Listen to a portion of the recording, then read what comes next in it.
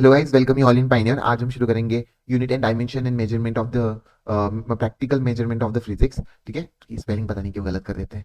तो ठीक है, इनको हमें क्वेश्चन प्रैक्टिस करना है। ठीक है, इसके बाद हमें इसकी क्वेश्चन प्रैक्टिस करनी है। तो हमें इनमें डायमेंशन वगैरह सब चीज़ हमें देखना पड़ता है। योर नीट के एग्जाम्पल से अगर मैं नीट के पॉइंट ऑफ व्यू से देखूँ तो ये चैप्टर धीरे धीरे इंपॉर्टेंट होते जा रहा है। आपको हमेशा इस चैप्टर में से आपको एक ना एक या दो क्वेश्चन देखने को जरूर मिलेंगे। तो सॉल्व करते हैं हम।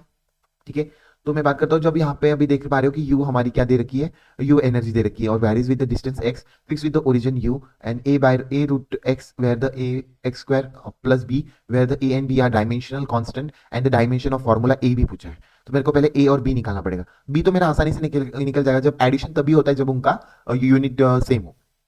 तो b का वही यूनिट होगा जो x का यूनिट होगा, एक्स स्क्वायर का होगा। एक्स स्क्वायर के दे रखा है मेरे को, डिस्टेंस दे रखा है, मतलब एल स्क्वायर हो जाएगा। ये क्या हो जाएगा, एल स्क्वायर हो जाएगा। उसके बाद ए बाई रूट एक्स की अगर मैं बात करूँ, रूट एक्स की अगर मैं बात करूँ, तो एनर्जी की आपको पता होता है कि क्या होता है। एनर्जी का अगर आपको डायमेंशन नहीं पता है तो प्लीज उसको याद कर लीजिए। एनर्जी का डायमेंशन बहुत ही आसान होता है। एम होता है, एल के ऊपर 2 होता है और टी के ऊपर भी 2 होता है, पर -2 होता है। तो ये ईजी है, बहुत ईजी है। अगर आप एनर्जी कोई भी एनर्जी निकालो, कोई भी फॉर्मूला निकालो, mgh या फिर हाफ mv स्क्वायर, तो उससे आपको ये पूरा फॉर्मूला बन जाएगा। ठीक है, उससे आप ये बना सकते हो। बहुत ईजी है, बनाना भी ईजी। अगर आपको फॉर्मूले पता है तो आप डायमेंशन यू ही बना सकते हो, कोई जरूरत नहीं आपको कोई और डायमेंशन ढूंढने की। ठीक है, ये मेरा यू आ गया, ए मेरा यहाँ पे आ गया। एक्स को मैं हाफ लिख सकता हूँ यहाँ पे। ठीक है, एक्स को मैं हाफ लिख सकता हूँ। यहाँ पे आ जाएगा एक्स अपॉन ये एल स्क्वायर आ जाएगा। ये एल स्क्वायर उधर चले जाएगा तो मेरा क्या बन जाएगा यहाँ पे, एम एल 4। ठीक है, टी की पावर -2 आ जाएगा और इक्वल टू मेरा क्या आ जाएगा, ए एक्स की पावर हाफ।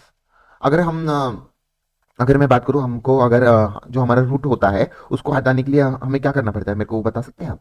कि हमें जो रूट होता है उसको हाफ में ही करना पड़ता है ना। हाफ में ही हम इसको इंक्लूड करते हैं। तो ये एक्स की जगह पे मैं एल लिख सकता हूँ, एल हाफ हो जाएगा ये। तो मैं इसको एल लिख दूं यहाँ पर। ठीक है, तो एल लिख देता हूँ। 1 मिनट गाइस, 2 मिनट मुझे थोड़ा सा ये करने दीजिए। यहाँ पे यहाँ पे मैं इसको एल लिख सकता हूँ। यहाँ पे मैं एल लिख सकता हूँ, हाँ क्यों नहीं लिख सकते भाई, क्यों नहीं लिख सकते। तो यहाँ पे मेरा हो जाएगा एल हाफ हो जाएगा। एल हाफ हो जाएगा, एल हाफ इधर जाके क्या हो जाएगा, एल -1/2 हो जाएगा। तो मेरी ए की वैल्यू क्या आ जाएगी, A is equal to M L 4 -1/2 और टी -2। ये हो जाएगा। 4 2 8 -1 7/2 आ जाएगा। ए इज इक्वल टू मेरा क्या आ जाएगा, ए इज इक्वल टू मेरा आ जाएगा M is equal to L 7/2 T -2। ये मेरा ए की वैल्यू आ गई। बी की वैल्यू क्या दे रखी है मेरे को, एल स्क्वायर दे रखी है। ए की वैल्यू दे रखी है एम एल 7/2 टी -2। ठीक है, तो इन दोनों को इंटू करने के लिए बोला है। तो जब इंटू करोगे, जब इसको इंटू करोगे तो आपको पता है कि इंटू में इसके इनका एडिशन होगा। ठीक है, इनका जो ऊपर के जो नंबर है उनका एडिशन होगा। तो ये चीज आपको पता है। ठीक है, तो कैसे करोगे, तो इनको बहुत ही आसान है। हम ए इंटू जब करेंगे, ए इंटू बी करेंगे, ए इंटू बी जब करेंगे तो एल स्क्वायर बी का आ जाएगा और ए का आ जाएगा मेरा एम एल 7/2 टी -2। तो 7/2 प्लस 2 हो जाएगा यहाँ पे। तो कितना आ जाएगा मेरा, एम एल 11/2, कितना आ गया 11/2 टी -2। तो ये मेरा आंसर आ गया। इस तरीके से आपको करना है, एकदम फास्ट हो सकता है। ऐसा नहीं कि इतने धीरे करोगे, इतना टाइम लग गया सर भैया, ये ऐसा कुछ नहीं है। टाइम नहीं लगेगा। जब आप एक बार इसको सॉल्व कर लोगे, दूसरी बार सॉल्व करोगे तो आपको आसानी से पता चल जाएगा क्या क्या आंसर होते हैं। मैं तो सीधा देखते ही आंसर टिक करने वाला था। ठीक है, आपको समझा रहा हूँ इसलिए। पहले ही मैंने बता दी, यहाँ पे आपको एबीसी की फिर से डायमेंशन बता दी। मैंने आपको बता दिया जो एडिशन में होते हैं उनके डायमेंशन सेम होते हैं। तो सी की मेरी क्या आ जाएगी यहाँ पे, टी -2 आ जाएगी। ठीक है, सी मिल गया। उसके बाद बी और एटी का भी वही सेम रिलेशन आ जाएगा। तो मेरे को पहले एटी ढूंढना पड़ेगा। क्या ढूंढना पड़ेगा, एटी ढूंढना पड़ेगा। तो बी मिल जाएगा क्योंकि एडिशन में बी ए का जो होगा वही बी का एडिशन में मिल जाएगा। तो एटी अगर मैं बात करूं, A T is equal to u क्या दे रखा है हमको, यू हमारी यहाँ पे एनर्जी नहीं है, यू हमारी क्या है यहाँ पे वेलोसिटी है। तो वेलोसिटी की क्या होती है, वेलोसिटी होती है मीटर पर सेकंड। मीटर पर सेकंड मतलब लेंथ, और क्या आ जाएगी, टाइम इनवर्स आ जाएगी। ठीक है, एल टी माइनस आ जाएगा। यहाँ पे ए टी दे रखा है, टी क्या है मेरा यहाँ पे टाइम दे रखा है। तो यहाँ पे एक और टी आ जाएगा, ऊपर जाके एक और टी आ जाएगा, एल टी -2 आ जाएगा। क्या आ जाएगा, एल टी -2 आ जाएगा। ये मेरी ए की वैल्यू मिल गई। तो अभी बी की अगर मैं बात करूं, बी की अगर आपको ढूंढनी है तो L T L T L T -2। ठीक है, और और यहाँ पे आ जाएगा मेरा equal to B by T -2। ठीक है, टी -2 ऊपर जाके टी -2 वो यहाँ पे ऊपर जाके क्या हो जाएगा, +4 हो जाएगा। +4 पर इधर यहाँ पे एक और टी है, ये टी वाला भूलो मत, एक और टी है। तो यहाँ पे टी -1 हो जाएगा। क्या हो जाएगा, टी -1 हो जाएगा। यहाँ पे यहाँ पे प्लस आएगा यार, ये प्लस आएगा, ये गलत लिख दिया, टी का जो है +2 आएगा। तो ठीक है, यहाँ पे बी की वैल्यू जो है -2 है, यहाँ पे माइनस, एक मिनट में आपको फिर से कंफ्यूज कर रहा हूँ, मेरी तरफ से सॉरी गाइस, आपको अगर मैं कंफ्यूज कर रहा हूँ तो अगर मैं बता दूं यहाँ पे ए टी है ना, ए की वैल्यू क्या आ जाएगी, ए टी -2, और टी भी इसके साथ, तो यहाँ पे टी एक और आ जाएगा। ठीक है, इसी के साथ ये बी बाई टी +2 है, तो ये +2 ऊपर चले जाएगा, तो यहाँ पे क्या आ जाएगा, बी की वैल्यू क्या आ जाएगी, बी की वैल्यू आ जाएगी मेरी एल टी, एल टी आ जाएगी, बाकी सब टी से टी कट जाएगा, क्योंकि ये टी से ये एक टी कट जाएगा, फिर नीचे वाला ये ऊपर वाले टी से ये एक टी से ये एक टी पूरा कट जाएगा, और ये एक टी बच जाएगा एल और टी। तो बी की वैल्यू क्या आ जाएगी मेरी एल टी, ए की वैल्यू एल टी -2, ठीक है, एल टी -2, और बी की वैल्यू टी की वैल्यू है एल टी। तो ये मेरा जो ऑप्शन थर्ड है वो मेरे को दिख रहा है, एकदम सही है। ठीक है, ये ऐसे क्वेश्चन इसमें सॉल्व करने बहुत ही आसान क्वेश्चन होते हैं, और यूनिट डायमेंशन से डरना नहीं है, बहुत ही आसान चैप्टर यहाँ पे आ जाता है। फोर्स दे रखा है मेरे को, यहाँ पे दे रखा है term T and displacement X दे रखा है, इक्वेशन दे रखी है बी एक्स और डी टी दे रखी है, और बी और डी का मेरे को डायमेंशन पूछा है। तो मैं आपको बता दूं, जो एंगल जो होते हैं, जो एंगल के अंदर होते हैं, उनका जो डायमेंशन होता है, तो ये क्या हो जाएगी, डायमेंशन लेस हो जाएंगे, ये जो होते हैं हमारे डायमेंशन लेस होते हैं। तो बी और एक्स और बी टी क्या हमारे डायमेंशन होते हैं, तो B X is equal to 1 लिख दूंगा मैं, क्योंकि डायमेंशन लेस है, B T is equal to 1 लिख दूंगा मैं। तो मेरा बी की वैल्यू क्या आ जाएगी, B is equal to L-1, और डी मेरा क्या आ जाएगा, T-1। ठीक है, और डी बाई बी बोला है, डी बाई बी, तो T-1 अपॉन L-1, जैसे कि मेरे को डी बाई बी बोला है, तो एल माइनस ऊपर चले जाएगा, तो एल टी -1 आ जाएगा, जिसमें आपको दिख रहा होगा, ये मेरे को फोर्थ ऑप्शन दिख रहा है, तो ये मेरा आंसर आ गया। देखिए, एक बार आप सीख गए तो आसानी से कर लोगे। तो यहाँ पे दे रखा है मेरे को, periodic under the SHM is represented by this, P is the pressure, D is the density, S is the surface tension, and the value of A and B and C. तो ये बहुत ज्यादा बड़ा होता है। ठीक है, इसको अगर आपको सॉल्व करना है तो आपको इसमें क्या करना पड़ता है, पहले तो किससे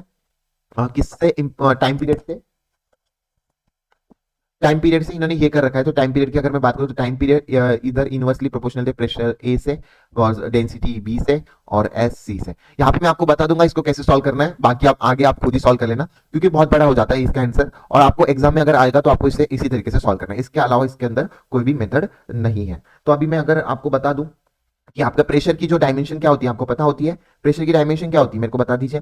प्रेशर की होती है हमारी L-1, प्रेशर दे रखा है ना, हाँ, L-1 T-2, क्या हो जाती है, T-2, पूरे ब्रैकेट में ए दे देंगे। डेंसिटी की क्या हो जाती है मेरी, डेंसिटी की अगर मैं बात करूं तो L-3 हो जाएगी, मास बाय वॉल्यूम होता है तो बी हो जाएगा। और मेरी सरफेस टेंशन की अगर मैं बता दूं, आपको सरफेस टेंशन की आपको याद रखनी पड़ेगी, सरफेस टेंशन की बहुत ही आसान है। सरफेस टेंशन का फॉर्मूला किसी को पता है यहाँ पर, ठीक है, तो मेरा जो सरफेस टेंशन होता है F/T होता है, F/T होता है, अगर मैं यहाँ पे दे रखा है आपको फॉर्मूला, यहाँ पे दे रखा है F/T होता है फोर्स का, अगर आपको पता होगा फोर्स की होती है हमारी MLT-2, और नीचे नीचे लेंथ एक और दे रखी है, तो मेरा क्या आ जाएगा सरफेस टेंशन MT-2, ठीक है, तो मेरा आ जाएगा MT, यार एक मिनट, MT-2, MT-2, यहाँ पे ब्रैकेट में सी आ गया। तो आपको यही करना है, एम के ऊपर a प्लस बी प्लस सी लिखना है आपको, फिर एल के ऊपर भी a प्लस बी सी देखोगे तो फिर आपको मिल जाएंगे। तो जैसे कि मेरे को यहाँ पे देखने को मिलता है a प्लस बी प्लस सी देखने को मिल रहा है इक्वल टू 0, क्योंकि यहाँ पे m की इस साइड में m की कुछ भी वैल्यू नहीं है। जैसे कि यहाँ पे m की वैल्यू a आ गई, यहाँ पे b आ गई, यहाँ पे c आ गई। एक और इक्वेशन यहाँ पे बनती है, अगर मैं बात करूँ तो यहाँ पे b को देखते हैं हम, -b - प्लस एल को देख रहे हैं हम -b -3b इक्वल टू 0। तो ये मेरा एक और इक्वेशन बन गई, इक्वेशन फर्स्ट, इक्वेशन सेकंड बन गई। और थर्ड इक्वेशन में क्या आ जाएगा मेरा, t के ऊपर आ जाएगा, तो -2a -2c इक्वल टू 1 क्यों लिखा मैंने, यहाँ पे एक ही टाइम पीरियड के ऊपर एक ही वैलेंसी है, तो इसको यहाँ पे लिख दिया। इस तरीके से आपको a और b और c की वैल्यू निकालनी है, यहाँ पर a और b और c की वैल्यू निकालनी है। फिर जब आप a और b और c की वैल्यू जब निकाल लोगे तब आपको आसानी से आ जाएगा। अगर मैं बता दूं तो यहाँ पे आपको जो b की वैल्यू है 1/2 बनती है, a की वैल्यू -3/2 बनती है, और c की वैल्यू यहाँ पे 1 बनती है। अगर आप इन इक्वेशन को सॉल्व करोगे तो आपको ये वैल्यू देखने को मिलेगी, और आपको बकायदा इनको अच्छे से सॉल्व करना है एग्जाम में अच्छे से। बस मैंने आपको मेथड बता दी है किस तरीके से सॉल्व करना है, ठीक है। नेक्स्ट क्वेश्चन, ऐसे बहुत सारे क्वेश्चन आएंगे, सब में मैं मेथड ही बताऊंगा किस तरीके से करना है। तो method of the dimension analysis can be used by the driving which of the following relation, in relations में हम कौन कौन से बता सकते हैं। तो मैं आपको बताता हूँ डायमेंशन एनालिसिस से हम क्या क्या इक्वेशन में नहीं कर सकते। पहला, जो भी कंसिस्ट करता है मोर देन वन टर्म अगर वो कंसिस्ट करता है, मोर देन वन टर्म अगर कंसिस्ट करता है, वन टर्म कंसिस्ट कर रहा है, तो ये डायमेंशन नहीं होता है। क्या होता है, डायमेंशन नहीं होता है इसके अंदर। उसके बाद mention more than one terms. Second, अगर मैं बात करूं कंसिस्ट करता है वैल्यू ऑफ कांस्टेंट करता है। इनके अंदर वैल्यू क्या होती है, कांस्टेंट प्रेजेंट होती है, कांस्टेंट की वैल्यू प्रेजेंट होती है। ठीक है, कांस्टेंट, जैसे कि आपको इस क्वेश्चन में देखने वैल्यू ऑफ कांस्टेंट देखने को मिलेगी। More than two one terms को यहाँ पे कंसिडर किया गया है, तो ये दोनों भी आंसर नहीं होंगे हमारे। ठीक है, consist of trigonometric log, third आ जाएगा trigonometric log, trigonometric log, metric log. ठीक है, लॉग की बात करते हैं यहाँ पे ट्रिग्नोमेट्रिक लॉग। और एक्सपोनेंशियल फंक्शन, यहाँ पे जो भी होंगे वो हमारे डायमेंशनल एनालिसिस में नहीं आते, तो ये भी आपको देखने को मिल गया, ये भी नहीं आएगा, तो नॉन ऑफ दिस आंसर आएगा इसका। ठीक है, नेक्स्ट देखेंगे, ये जो तीनों चीजें अगर आपको याद रहेगी तो आपको कोई भी डायमेंशन आप बता सकते हैं। नेक्स्ट बात करते हैं new system of the unit energy density and power दे रखा है, वही चीज यहाँ पे फिर से बात हो गई। और the fundamental units the formula of gravitation constant दे रखा है मेरे को यहाँ पे, तो ग्रेविटेशनल कांस्टेंट ये जी आ गया, ये इनवर्सली प्रोपोर्शनल है मेरा किससे, एनर्जी से। एनर्जी को मैं ए लिख देता हूँ, और डेंसिटी से, डेंसिटी को मैं बी लिख देता हूँ, और पावर को मैं सी लिख देता हूँ। ठीक है, ग्रेविटेशनल कांस्टेंट की अगर मैं बता दूं आपको क्या बनती है, आपको ग्रेविटेशनल कांस्टेंट की अगर मैं ये बता दूं, यूनिट बता दो, तो यहाँ पे यूनिट काफी यूनिक बनती है इसकी, m-1 L3 T-2 मेरा ग्रेविटेशनल कांस्टेंट बन जाता है। और इसी के साथ एनर्जी की अगर मैं बता दूं, एनर्जी की आपको पता ही होगा, ml2 ये हमारी एनर्जी की फॉर्मूला। डेंसिटी का ml, अभी देखा हमने ml-3 जो कि b आ जाएगा। और हमारा पावर का आपको नया देखने को मिलेगा, पावर का भी आपको एनर्जी जैसा ही होता है ml2, पर यहाँ पे T-2 की जगह पे -3 होता है, और ये C होगा। तो इसी की तरह से आप इक्वेशन बना दो, जैसे कि अभी मैं यहाँ पे बना के दिखा देता हूँ आपको, a प्लस बी प्लस सी, ये m के लिए है, यहाँ पे सब में a plus B plus C is equal to मेरा -1 आ जाएगा, क्योंकि m के ऊपर -1 है। नेक्स्ट देख रहा हूँ मैं यहाँ पे 2a देखने को मिल रहा है, -3 भी देखने को मिल रहा है, और +2c देखने को मिल रहा है, इक्वल टू मेरा क्या आ जाएगा, बताइए, यहाँ पे आ जाएगा मेरा इक्वल टू 3 आ जाएगा। ठीक है, नेक्स्ट हम t की देख रहे हैं, t को देख रहे हैं। t की अगर मैं बात करूँ तो -2 है, बी में तो है ही नहीं, सी में है -3 है, -3c इक्वल टू मेरा क्या आ जाएगा, मेरा जो टेम्परेचर है -2 आ जाएगा। तो इस इक्वेशन को जब आप देखोगे, तब इस इक्वेशन से आपको सारे फॉर्मूले देखने को मिलेंगे, तो इसके बाद आपको सारे ही आप आसानी से कर पाओगे। तो आपको पता होना चाहिए कि क्या क्या आंसर आते हैं इनके। अगर आप जब सॉल्व करने लग जाओगे ना, जब आपका सॉल्व में आंसर आना शुरू हो जाएगा, तो आप आसानी से इनके आंसर निकाल सकते हैं। ठीक है, तो ये मैंने आपको बता दिया। इसके बाद कंसेप्ट मैंने बता दिया, आप इनको सॉल्व कर लेना और आंसर निकाल लेना। ई के ऊपर ए की वैल्यू डाल देना, बी के ऊपर डी के ऊपर बी की वैल्यू डाल देना, और टी के ऊपर इसकी सी की वैल्यू डाल देना। इससे आप आसानी से आंसर कर सकते हो, बहुत ही आसान है। ए प्लस बी प्लस सी को आप -1 डालो, या फिर ए और सी की वैल्यू यहाँ से निकालो, बहुत आसान। टाइम कंज्यूमिंग है, क्योंकि अगर मैं खुद एग्जाम में बैठा होता, तो मैं इन सवालों को सबसे लास्ट में करता। हमेशा इन सवालों को इसलिए लास्ट में करना है, क्योंकि आपको पता है अभी आप प्रैक्टिस करके आओ, आपको पता है प्रैक्टिस करने के बाद भी इनको अगर टाइम लग रहा है, तो इनको हमेशा लास्ट में किया जाएगा। ठीक है, पर अब कॉस्ट किया जाएगा, क्योंकि ये मार्क्स भी देखे जाएंगे, पर किया जाएगा। ठीक है, आपको टाइम मैनेजमेंट आना चाहिए। नेक्स्ट बात करते हैं, यहाँ पे कांस्टेंट ए की बात कर रखा है, यहाँ पे ए डायमेंशन ऑफ वी नॉट और ए की बात कर रहे हैं। पहले तो ए की निकालो, ये तो 0 हो गया, तो ए की बात आती है, ए टी आ जाएगा इक्वल टू 0, इक्वल टू 1 आ जाएगा। ए टी क्या आ जाएगा मेरा, T-1 आ गया, और T-1 आ गया। वी नॉट की वैल्यू अगर मेरे को यहाँ पे बतानी है, तो वी नॉट के नीचे मेरा क्या देख रखा है, T-1, और x क्या है मेरा, L दे रखा है, L और T-1 आ जाएगा, मेरा वी नॉट की वैल्यू आ जाएगी।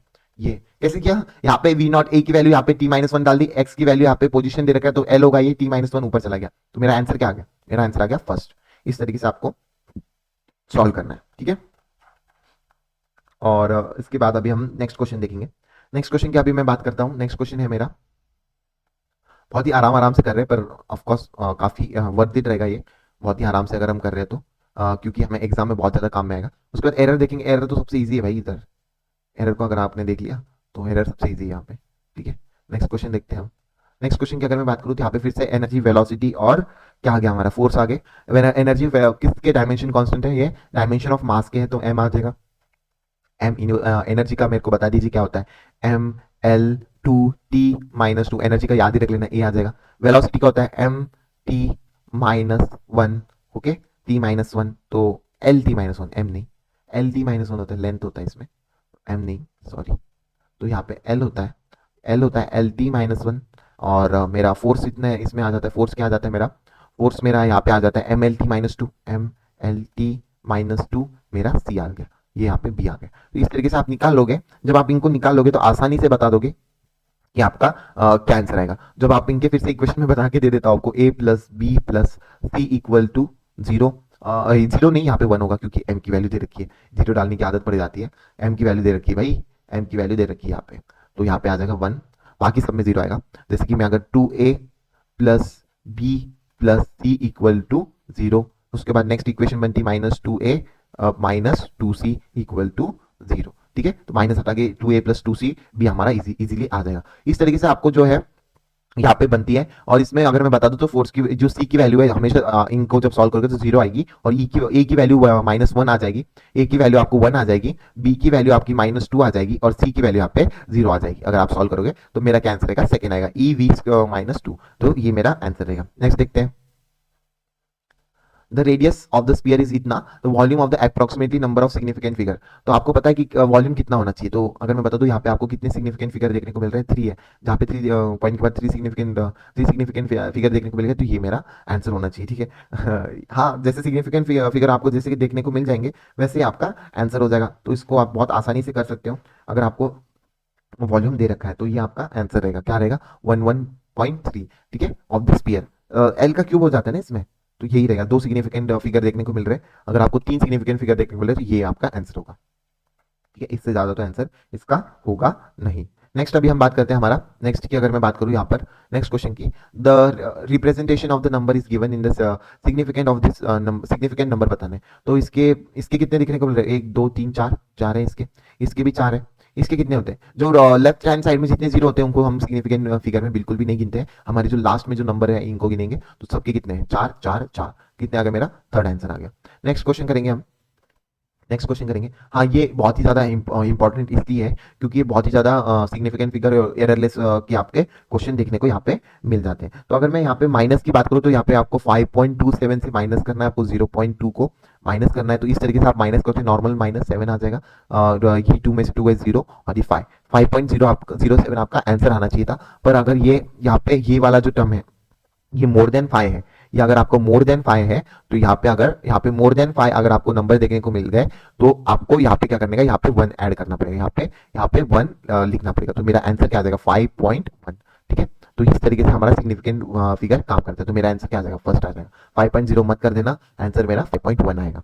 नेक्स्ट देखते हैं, नेक्स्ट की अगर मैं बात करूँ तो true length of the rod is 4.80 metre, which of the following reading is more accurate. तो ऐसे मोर एक्यूरेट के लिए आपको क्या करना पड़ेगा, पहले माइनस करना पड़ेगा, 4.86 माइनस 4.80, तो आपका यहाँ पे आंसर आ जाएगा, कितना आ जाएगा, 0.06। ठीक है, इसके बाद आपका यहाँ पे 4.80 माइनस 4.389 आपको देखने को मिलेगा। तो ये कितना आएगा मेरा, जीरो आया, ऊपर से जीरो चला गया, एक मिनट, सेवन में से थ्री गए फोर, तो ये मेरा 0.4 4 और वन, और यहाँ पे वन, तो 0.411 ये मेरा आंसर आ गया। ठीक है, नेक्स्ट हम करते हैं हमारा 4.80 माइनस 4.765, तो इसको भी आपको करना पड़ेगा। तो यहाँ पे लास्ट में मेरा 5 आ जाएगा।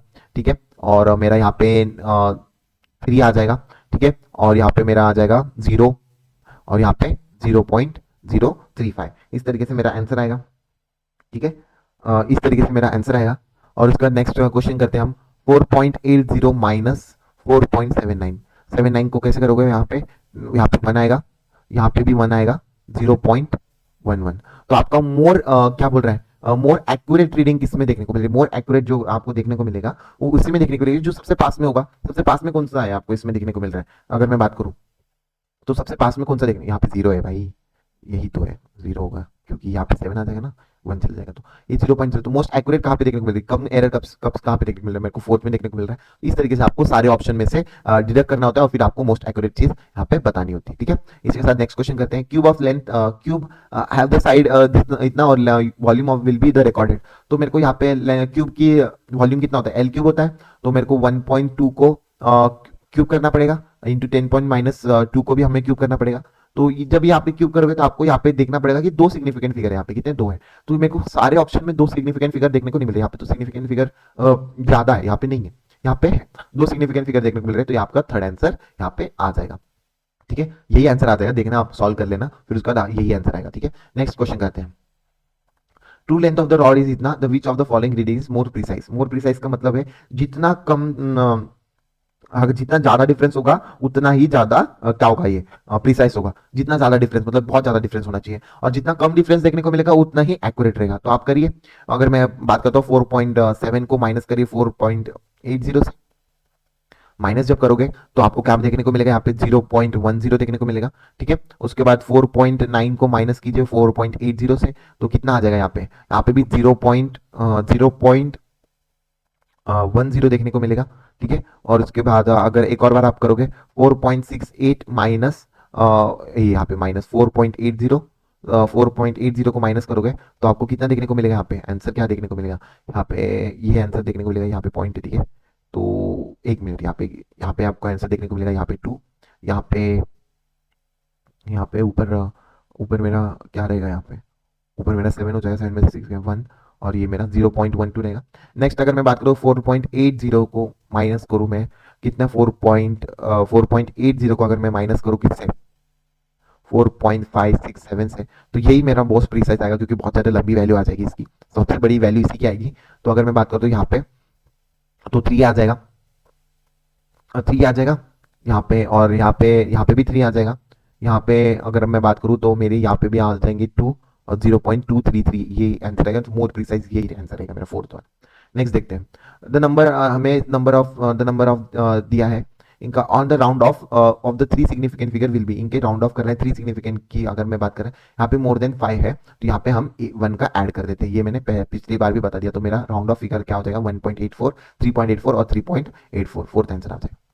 ठीक है, नेक्स्ट क्वेश्चन करते हैं। The density of the cube is measured by the measuring of the mass length and its side. Maximum error of the measurement of the mass length are 4% and 3% respectively. The maximum error in the measurement of the density will be. तो density में कितना error आएगा, तो density का हमारा क्या होता है, मास बाय वॉल्यूम होता है। मास बाय वॉल्यूम, डेंसिटी का हमारा क्या आ जाता है, मास बाय वॉल्यूम होता है। तो इस तरीके से आप देख लेना कितने आता है, मास बाय लेंथ आपको देखने को मिलता है। तो वॉल्यूम हमारा क्यूब में हो जाता है, एम बाय एल क्यूब हो जाता है डेंसिटी हमारी। तो यहाँ पे delta M by delta D by delta, एक मिनट यार,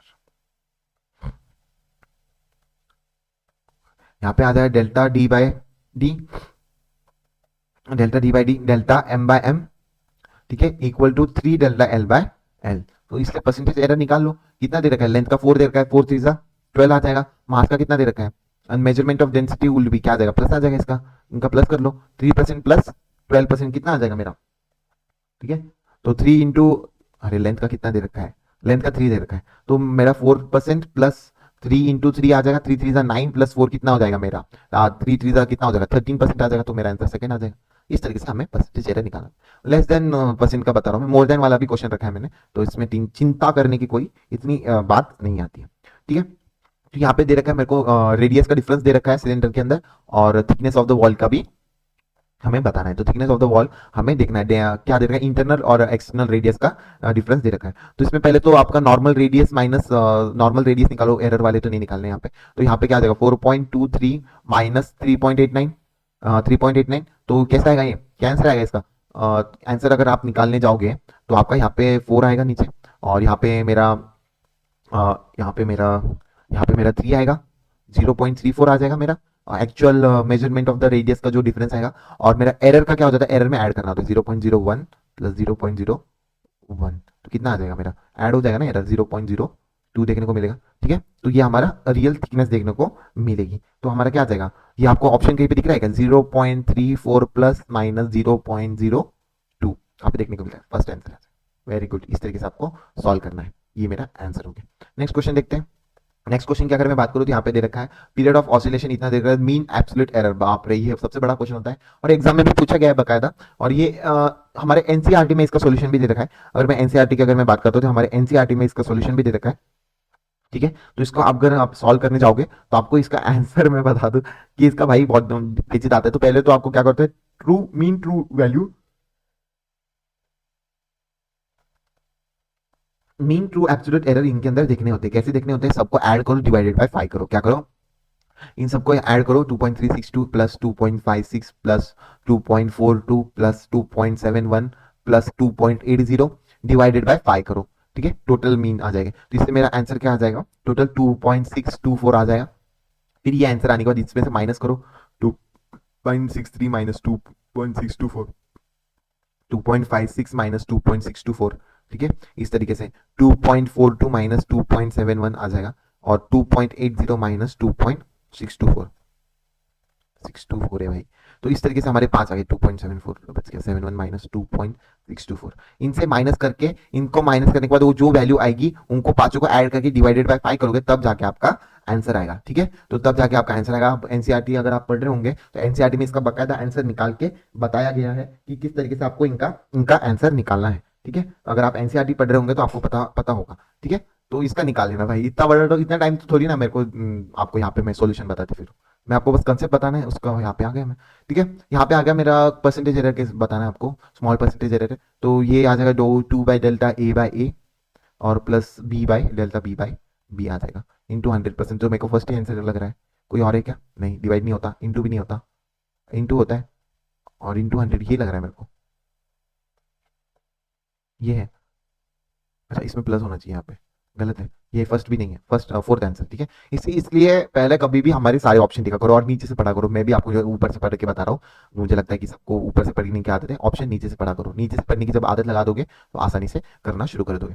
copper wire is heated with the maximum percentage change will be observing. तो कॉपर वायर का आपको रेडियस और एरिया में तो आपको ज्यादातर चेंजेस देखने को नहीं मिलेंगे। कहाँ पे इसके चेंजेस देखने को मिलेंगे? आपको इसके वॉल्यूम में चेंजेस देखने को मिलेंगे। कहाँ पर? वॉल्यूम में इसकी चेंजेस देखने को मिलेंगे। तो ये चीज आपको पता होनी चाहिए।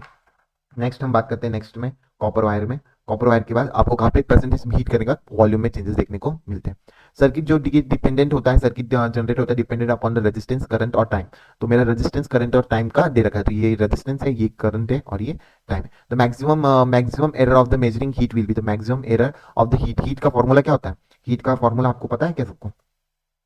हीट का फॉर्मूला पता है ना? प्लीज बताइए क्या है। अगर मैं बात करूं, हीट का फॉर्मूला हमारा आ जाता है I²RT, I²RT। तो मेरा 2 delta delta I by I आ जाएगा, और delta R by R plus delta R by R plus delta T by T. तो किसका मैक्सिमम होगा? आई का ही हो जाएगा, क्योंकि 2 × 2% करोगे तो 4% आ जाएगा। तो मेरा 2% सबसे ज्यादा मैक्सिमम एरर देखने को मिल रहा है मेरे को, ठीक है। मैक्सिमम एरर हमारा करंट बता रहा है यहाँ पे। The surface tension of the liquid is measured to be the this, and absolute error is this, the percentage error in the measurement of the surface tension. Surface tension का मैंने formula आपको बता दिया था कि आपका सरफेस टेंशन का formula मैंने बता देता है, F/L होता है। पर इसमें हमें F/L की तो बात ही नहीं आ जाती है। इसमें मेजरमेंट दे रखा है, डेल्टा एस दे रखा है आपको 0.06, और डेल्टा एस दे रखा है, और आपको यहाँ पे डेल्टा एस एब्सोल्यूट, एक मिनट यार, एब्सोल्यूट और मीन एरर अलग अलग लिखा करो। जो आपका मेजरमेंट दे रखा है आपको सरफेस टेंशन का, एब्सोल्यूट एरर दे रखा है, तो एस दे रखा है आपको 0.06, और डेल्टा एस दे रखा है आपको, मतलब एब्सोल्यूट एरर दे रखा है आपको 0.0015। तो आपको एब्सोल्यूट एरर निकालना आना चाहिए। Delta S by delta S होता है इंटू 100 होता है, 100%। तो इस तरीके से आप निकालोगे। तो अगर मैं बता दूं तो 0.0015 डिवाइडेड बाय 0.006, तो इसमें 2 जीरो, इसमें भी 2 जीरो काट लो इसके, तो ये 1.5/6 आ जाएगा, इंटू 100 भी यहाँ पे देखने को मिलेगा, और 5/6 आएगा। जब आप ये करोगे तो इसमें ये वाले भी जीरो हट जाएंगे हमारे। तो 15, तो क्या बच जाएगा मेरा 15/6 बच जाएगा। 15/6 मेरा क्या आ जाएगा? 2.5% का एरर शो करते हैं। तो मेरा आंसर क्या आ जाएगा? थर्ड आ जाएगा, ठीक है। इस तरीके से आपको करना है। नेक्स्ट की अभी मैं बात करता हूँ यहाँ पे हमारे हमारे मेजरमेंट्स के बारे में हम बात करेंगे। यहाँ पे लीस्ट काउंट के बारे में बताना है आपको। Least count of the stop which least count stop at which 1 second पे stop हुआ है। The time is 20, oscillation of the pendulum is found to be in a 20 second में देखने को। Percentage error of the time period मेरे को यहाँ पे पूछ रहा है। तो आपको यहाँ पे परसेंटेज एरर की अगर मैं बात कर रहा है यहाँ पे, तो अगर मैं बता दूं लीस्ट काउंट कितना दे रखा है टाइम का मेरा, यहाँ पे डेल्टा टी बाई टी करूंगा मैं, ठीक है, इंटू 100% करूंगा। तो मेरे को लीस्ट काउंट कितना दे रखा है, मेरे को डेल्टा टी कितना दे रखा है, 0.1 दे रखा है, और पूरा टोटल टाइम पीरियड कितना दे रखा है मेरे को, 20 सेकंड दे रखा है। यहाँ पे दे रखा है आपको 20 सेकंड, ठीक है। तो इस तरीके से आपका आपका टाइम पीरियड आ जाएगा। कितना आ जाएगा? ये इंटू 100 दे रखा है, ये से ये कट गया, ये 0 से 1/2 आ गया, तो मेरा 0.5% आ जाएगा। तो क्या आ गया आंसर? मेरा सेकंड आंसर आ गया। इसी तरीके से करना है भाई, डरना नहीं है क्वेश्चन से। लीस्ट काउंट दे रखा है टाइम पीरियड का, और उसका टाइम पीरियड का एक्चुअल वैल्यू दे रखी है, तो उसका पूरा आप परसेंटेज एरर निकाल सकते हो, ठीक है। बहुत ही आसान है। Next, physical quantity x can be calculated from this relation, और आपको परसेंटेज एरर बताना है। a और b c d का आपको पूरा दे रखा है। तो यहाँ पे मैं कर दूंगा 3 delta b a by a plus 2 delta b by b, ठीक है, plus half delta c by c plus half delta b by b d by d, ठीक है। इस तरीके से आपको करना है। 3 इंटू प्लस, ठीक है, यहाँ पे 1% दे रखा है, तो 2 3 6%, यहाँ पे हाफ 4 दे रखा है, तो यहाँ पे 2% आ जाएगा 2, और यहाँ पे 1 आ जाएगा। तो कितना आ जाएगा, 6 प्लस 2 प्लस 1 कितना होता है मेरा, 6 प्लस 9 होता है, 9 प्लस 3 कितना होता है, 12 होता है। तो मेरा क्या प्लस माइनस 12% आंसर यहाँ पे आ जाएगा। तो आपको इस तरीके से निकालना है, क्या आ जाएगा मेरा आंसर 12%। फिर से गिन लेते हैं, 6 प्लस 2 कितना होता है मेरा, 6 प्लस 2 8 होता है, ये 9 होता है और ऊपर से 3 हो रहा है, 12% आंसर आएगा। ठीक है, कहीं पर गलत तो नहीं हो रहा है? एकदम सही। नेक्स्ट क्वेश्चन, नेक्स्ट क्वेश्चन की आगे बात करता हूँ। मेरे को रेडियस दे रखा है, radius of the ball, the percentage error in the volume of the ball is. तो परसेंटेज एरर अगर आपको बता दूं, वॉल्यूम का फॉर्मूला क्या होता है हमारा, 4/3 पाई आर क्यूब, आर क्यूब होता है मेरा। तो डेल्टा वी बाई वी करूंगा, जब मैं डेल्टा वी बाई वी करूंगा तो मेरा क्या आ जाएगा, 3 time delta R by R आ जाएगा, डेल्टा आर बाय आर। और डेल्टा आर बाय आर की वैल्यू क्या दे रखी है, 3 इंटू डेल्टा आर कितना दे रखा है, 0.2 दे रखा है, 0.2 डिवाइडेड बाय 5.4, इस तरीके से, और इंटू 100 करोगे तो कैसा आएगा इसका आंसर, कैसा आएगा। इसको तो यहाँ पे एक जीरो यहाँ से एक कट गया, समझ लो, यहाँ पे ऊपर जाके एक और जीरो बन गया, ये 3 के टेबल से ये कटेगा क्या, नहीं, एक मिनट, इसको क्या करते हैं हम, इसको हम 2 वन जा 2, 27 आ जाएगा मेरा, कितना आ जाएगा 27 आ जाएगा, 3 वन जा 3, 9 जा 27। ठीक है, ऊपर 100 है, ऊपर कितने मेरा 100 है, 100/9 आ जाएगा मेरा, 100/9 आ गया। अगर इसका मैं करूंगा तो मेरा यहाँ पे 1 ये आएगा, तो 11% आ जाएगा मेरा, कैंसर आ जाएगा, फर्स्ट आंसर आ जाएगा। ठीक है, नेक्स्ट क्वेश्चन करते हैं। आपको कंसेप्ट पता चल रहा है यहाँ पे, आसानी से आप कर लोगे। तो मेरे को एक्स की वैल्यू देखिए, एम की पावर ए, एल की पावर बी, टी की पावर सी, गामा वगैरह हमें यहाँ पे दे रखा है। तो ए का delta M by M plus delta B delta L by L plus C delta L by L, delta T by T. तो डेल्टा टी बाई टी की वैल्यू कितनी दे रखी है, A into alpha plus B, मेरे को B into beta plus C into gamma, इसका whole percentage जिसमें आपको देखने को मिल जाए वो आपका आंसर होगा। तो मेरे को फर्स्ट में देखने को मिल रहा है वो मेरा आंसर हो गया। नेक्स्ट बात करते हैं, student measure the distance travel in the free fall of the body initially at the rest the given time. He used to this data to estimate the g, the acceleration due to the gravity is here. If the maximum percentage error in the measurement of the distance and the time is e1 and e2 represent the percentage error of the estimate of the g is। तो आपको पता होना चाहिए free fall जब हमारी body करती है, यहाँ से मेरी जो फ्री फॉल करेगी, तो आपको पता होना चाहिए यहाँ पे डिस्टेंस, अगर मेरा u इनिशियली u 0 होता है और मेरा डिस्टेंस कितना आ जाता है, हाफ जी टी स्क्वायर से आ जाता है, जी टी स्क्वायर आ गया। और मेरा जो ग्रेविटेशन है, एक्सेलरेशन ड्यू टू ग्रेविटी और मैक्सिमम परसेंटेज डिस्टेंस का मेरे को E1 दे रखा है, क्या दे रखा है मेरे को, E1 दे रखा है। और टाइम का क्या दे रखा है, E2 दे रखा है। तो मैं इसको जी का, यहाँ जी के रिलेशन यहाँ से निकाल लूँ, जी मेरा आ जाएगा 2s/t²। और डेल्टा जी बाई जी अगर मैं करता हूँ यहाँ पे डेल्टा जी बाई जी, तो मेरा आसानी से आ जाएगा delta s/s plus delta T by T. ठीक है, तो टाइम का मेरा टाइम्स का मेरा E2 दे रखा है और E1 आ जाएगा, तो मेरा क्या आ जाएगा, E1 प्लस 2E2, क्या आ जाएगा, E1 प्लस 2E2, इसमें देखने को मिलता है सेकंड ऑप्शन। इस तरीके से करना होता है यार, इतने आसानी क्वेश्चन अगर आप डर रहे हो, इतने आसानी से कर रहे हो, मैं इसका अभी इतने आसानी से आपको बता पा रहा हूँ ताकि मैंने इसके प्रैक्टिस की है, प्रैक्टिस होने की वजह से मैं आपको इतने आसानी से बता पा रहा हूँ। आप ये 1-2 बार इन क्वेश्चन की प्रैक्टिस कर लोगे, आसानी से पता चल रहा है, सारे कंसेप्ट इसमें कवर है, ऐसा नहीं है। और मैं ये भी गारंटी नहीं ले रहा हूँ कि इसे ditto same to same question आपको देखने को मिलेंगे एग्जाम में, नहीं, सेम टू सेम आपके टॉपिक से रिलेटेड आपको देखने को मिलेंगे। ठीक है, नेक्स्ट बात करते हैं हम। नेक्स्ट क्या दे रखा है, रेक्टेंगुलर प्लेट दे रखी है। ठीक है, इसका भी मेरे को परसेंटेज एरर निकालना है, मैक्सिमम लेंथ और ब्रेथ का। तो measurement of percentage area length into breadth होता है यार, तो इसका delta L by L plus delta B by B किस तरीके से आएगा, इंटू 100% करेंगे हम इसको, इंटू 100% करेंगे तब जाके मेरा आंसर आएगा। डेल्टा एल बाई एल कितना है, लेंथ कितना है, 0.02 डिवाइडेड बाई 2 प्लस 0.01/1, तो कितना आ जाएगा मेरा, ये भी 0.01 आ जाएगा। ठीक है, तो ये कितना आ जाएगा, 0.02 आ जाएगा। इसको इंटू 100% से करूंगा तो मेरा कितना आ जाएगा, 2% आ जाएगा। काफी आसानी से मैंने कर दिया, आपको भी इसी तरीके से करना है। नेक्स्ट क्वेश्चन की बात करते हैं।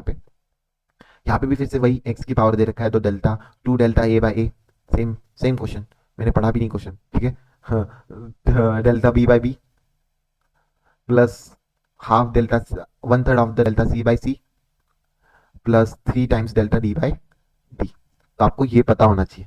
तो डेल्टा ए बाई ए मेरा 2 × 2 हो जाएगा, प्लस बी बाई बी कितना हो जाएगा, 2 आ जाएगा, प्लस 1/3 इंटू डिवाइडेड बाई 4 ये आ जाएगा मेरा, और ये 3 × 5 आ जाएगा।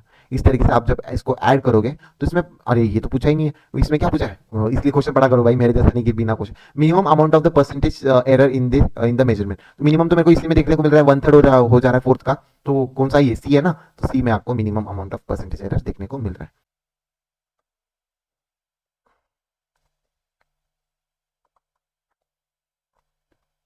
तो यहाँ पे आपको मैं बता दूं कि आपका जो दे रखा है, यहाँ पे आपको जो दे रखा है, N division of the vernier scale division दे रखे हैं, N division of vernier scale division दे रखे हैं, is N N minus one main scale division दे रखे हैं, N minus one main scale division दे रखे, N vernier scale division, N minus one main scale division आपको देखने को मिलेंगे। तो ये चीज आपको पता होनी चाहिए। तो N N vernier scale division, N minus one main scale division आपको क्वेश्चन में दे रखा है, ठीक है। तो लीस्ट काउंट कैसे निकालते हैं हम? लीस्ट काउंट हमारा होता है, least count is equal to vernier scale division minus main scale division. Main scale division हमारा लीस्ट काउंट होता है। तो आप यहाँ पे main scale vernier scale division की जगह पे ये वैल्यू डाल दीजिए, N minus one upon N is equal to main scale division minus main scale division आ जाएगा मेरा। यहाँ पे ये वाली वैल्यू यहाँ पे जब डाल दी मैंने, तो N minus one upon N minus one, N minus one, N minus one in पूरा ब्रैकेट में मेन स्केल डिवीजन आ जाएगा। मेरा लीस्ट काउंट इस तरीके से आ जाएगा, ठीक है।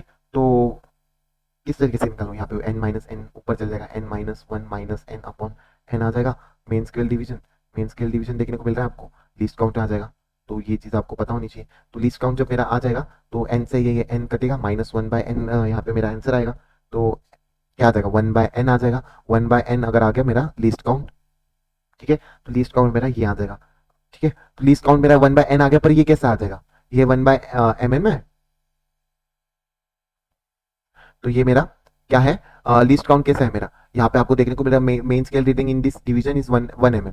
तो मेरी मेन स्केल जो दे रखी वन एम एम दे रखी, तो इंटू वन एम एम करूंगा मैं, वन एम एम करूंगा मैं। तो ये चीज आपको पता होनी चाहिए, one by N equal to least count जो कि वन एम एम करूंगा मैं, ये चीज आपको पता होनी चाहिए, ठीक है। तो जब ये चीज आपको पता है तो ये वन एम एम को हम कैसे लिख सकते हैं? वन एम एम को हम अगर मेरे को सेंटीमीटर में किसमें measurement should be in centimetre अगर मेरे को करना है तो सेंटीमीटर, जैसे कि अगर मैंने क्वेश्चन पढ़ा है तो लीस्ट काउंट को क्या लिखूंगा? वन एम एम को वन अपॉन टेन एन आ जाएगा, ठीक है। वन एम एम में टेन, वन अपॉन टेन होता है वन एम एम के अंदर सेंटीमीटर में कन्वर्ट करने के लिए। तो मेरा आंसर थर्ड आ जाएगा। नेक्स्ट क्वेश्चन करते हैं हम। नेक्स्ट अगर मैं बात करूं तो vernier caliper has the 20 division in vernier scale and coincide with the 19 main scale division, least count is 0.1।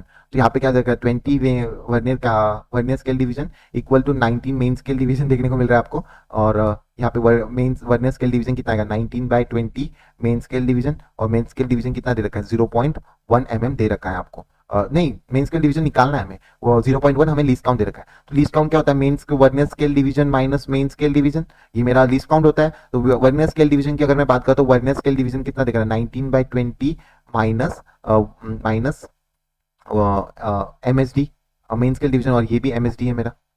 इसको ढंग से लिख देता हूँ एक और बार।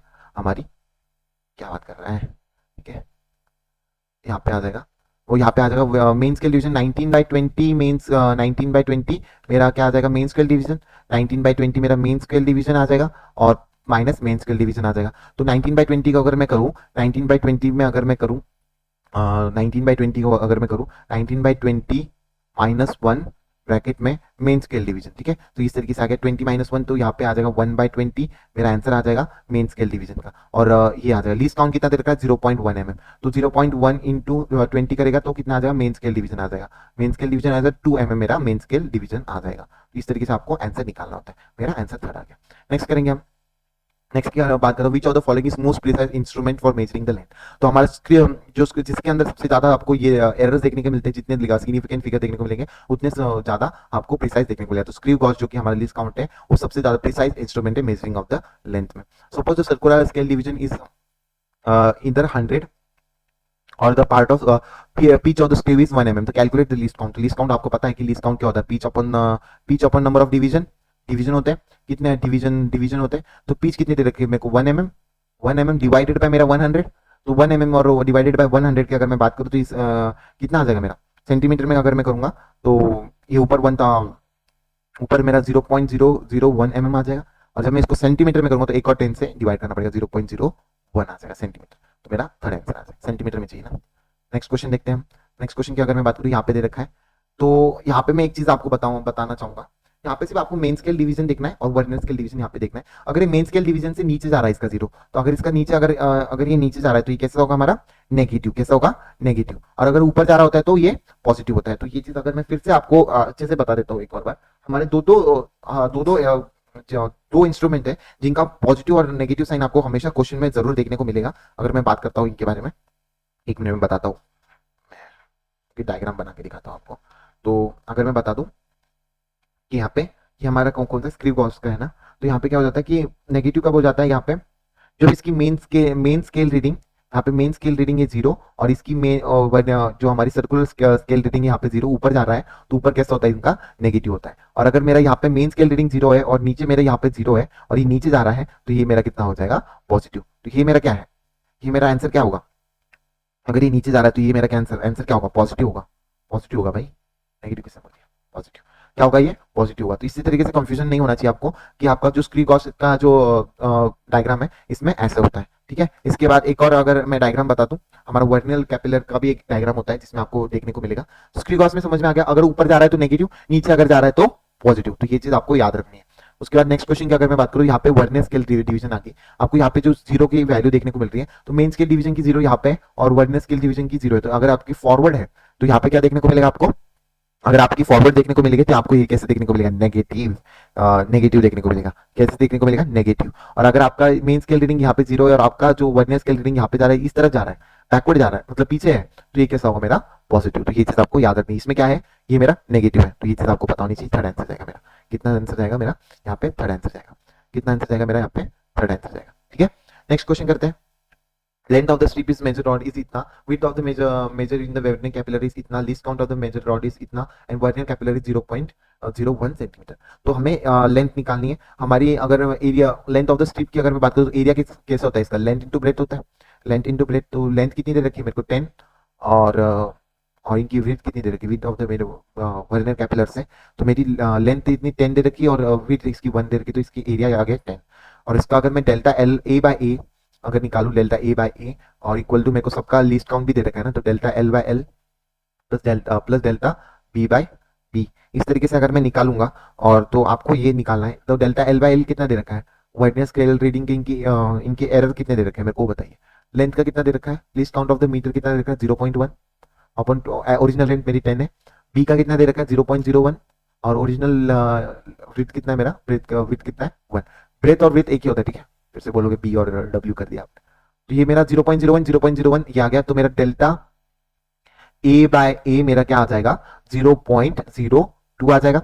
और डेल्टा ए पूछा है मेरे को, सिर्फ डेल्टा ए की वैल्यू, एरर इन एरर ए पूछा है, तो 0.02 इंटू ए करूंगा। ए की वैल्यू तो हमने यहाँ पे निकाल ली, 10 देखने को मिल रही है, तो मेरा क्या आ जाएगा, 0.02 इंटू 10 कितना आ जाएगा, 0.2 आ जाएगा सेंटीमीटर स्क्वायर, ठीक है। सब सेंटीमीटर में ही थे, तो मेरा आ जाएगा आंसर, क्वेश्चन नंबर 4 आंसर आ जाएगा मेरा। इस तरीके से आपको करना है। नेक्स्ट करते हैं, relative accuracy of the screw gauge can be increase. अंके अगर मेरे को यहाँ पे relative accuracy of the screw gauge की इंक्रीज अगर मेरे को करनी है तो कैसे करूंगा मैं, इंक्रीज बाय द व्हेन, कैसे इंक्रीज करूंगा। अगर मेरे को स्क्रू गॉज की एक्यूरेसी बढ़ानी है, एक्यूरेसी बढ़ाने के लिए मेरे को यहाँ पे लीस्ट काउंट के ऊपर हमने काम करते हैं हम। अगर मेरे को मैं बता दूं आपको एक जितना लीस्ट काउंट कम होगा उतनी ज्यादा एक्यूरेसी आपको देखने को मिलेगी। क्या होगा, जितना लीस्ट काउंट कम होगा उतनी ज्यादा आपको एक्यूरेसी देखने को मिलेगी, ठीक है। तो लीस्ट काउंट जितना कम उतनी ज्यादा एक्यूरेसी। तो लीस्ट काउंट की अगर मैं बात करूं तो least count is equal to division, pitch by division होता है। तो लीस्ट काउंट कम तो पिच भी कम, और डिवीजन मेरे क्या हो गए, ज्यादा। तो यहाँ पे क्या होता है, इंक्रीजिंग पिच नहीं, अगर पिच इंक्रीज करो तो एक्यूरेसी भी मेरी क्या होगी, एक्यूरेसी अगर इंक्रीज होगी, पिच इंक्रीज होता है, एक्यूरेसी कम होगी। Increasing the number of division on the circular scale, yes, अगर मैं डिवीजन को बढ़ाऊंगा तो लीस्ट काउंट कम होंगे, लीस्ट काउंट कम होंगे तो एक्यूरेसी बढ़ेगी। तो सेकंड आंसर आ जाएगा। Taking the large number of observation नहीं, और having the free from the zero error नहीं, device free from the zero error, ऐसा कुछ नहीं। सेकंड आंसर जाएगा। नेक्स्ट देख रहे हैं हम, student measure the diameter of the wire using a screw gauge, least count is इतना, listed a measurement, the correct measurement is. तो इसके कितने, 1 2 3 4 कितने सिग्निफिकेंट देखने को मिले, 4। तो एक ही ऑप्शन में देखने को मिला, थर्ड ऑप्शन में, यही मेरा आंसर हो जाएगा। नेक्स्ट देखते हैं भाई साहब, यहाँ पे हमारी पूरी जो है यूनिट डायमेंशन खत्म होता है। इसी के साथ हम अलविदा कहता हूँ मैं आपको। Thank you so much guys. यहाँ पे आपका पूरा यूनिट डायमेंशन का क्वेश्चन प्रैक्टिस यहाँ पे हो गया। Thank you so much, see you in next video. Thank you so much.